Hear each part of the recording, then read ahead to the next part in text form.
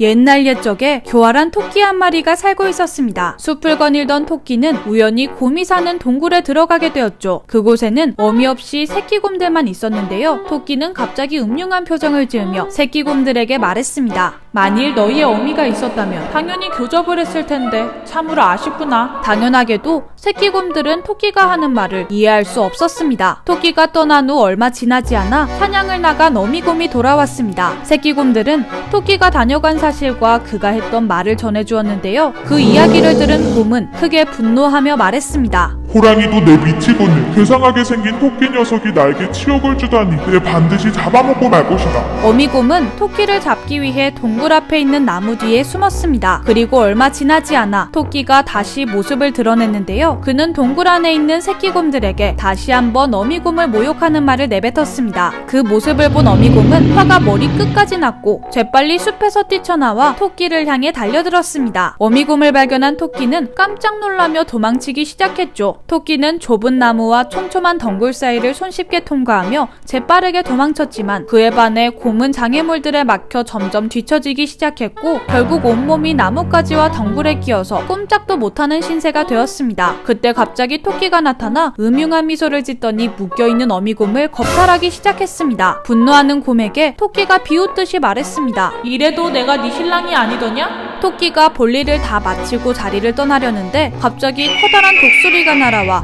큰 발톱으로 토끼를 낚아채갔습니다. 이 광경을 본 어미곰이 고소해하며 말했습니다. 토끼야 어디 가니? 교활한 토끼는 머리를 잽싸게 굴리더니 태연한 척하며 말했습니다.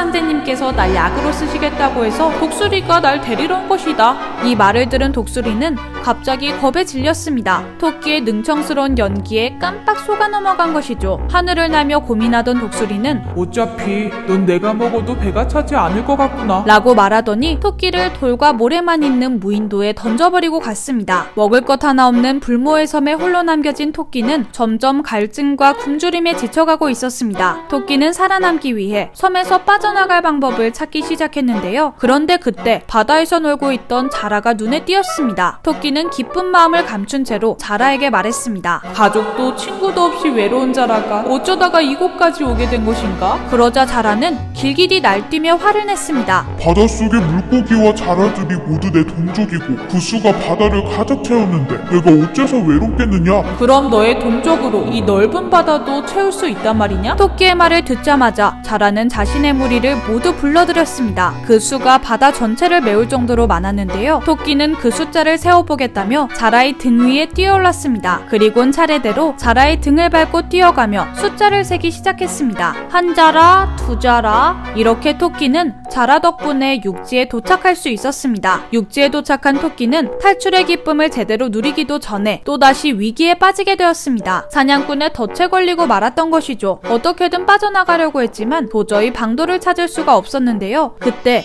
갑자기 모기 한 마리가 토끼에게 다가왔습니다. 토끼는 화를 내며 말했습니다. 자손도 없는 주제 감히 나를 물려고 하는가? 이 말을 들은 모기 또한 역정을 내며 말했습니다. 내 자손들은 술에 가득 찰 만큼 헤아릴 수 없을 정도로 많다. 그러자 토끼가 크게 놀란 척하며 말했습니다. 정말 자손들이 그렇게 많다면 내 몸 털 한 가닥마다 알을 낳을 수 있겠느냐? 그러자 모기가 잠시 사라지더니 윙윙 소리와 함께 수많은 모기 무리를 불러왔습니다. 그리곤 토끼의 털 하나하나에 알을 낳기 시작했죠. 잠시 후 토끼의 몸은 알에서 깨어난 벌레들로 뒤덮이게 되었고 토끼는 숨을 쉬기도 벅찰 정도였습니다. 그때 사냥꾼이 덫을 확인하기 위해 돌아왔는데요. 벌레로 뒤덮여 있는 토끼를 발견한 사냥꾼은 너무 늦게 왔나? 토끼가 완전 썩어버렸잖아 라고 인상을 찌푸리며 말하더니 토끼를 덫에서 꺼내 저 멀리 산 쪽으로 던졌습니다. 그러자 토끼는 온몸의 벌레를 털어내더니 뒤도 돌아보지 않고 산속으로 도망쳤다고 합니다. 이 이야기는 19세기 조선시대에 민간에서 유행했던 설화지 고금소총에 실려있는 교토탈화입니다.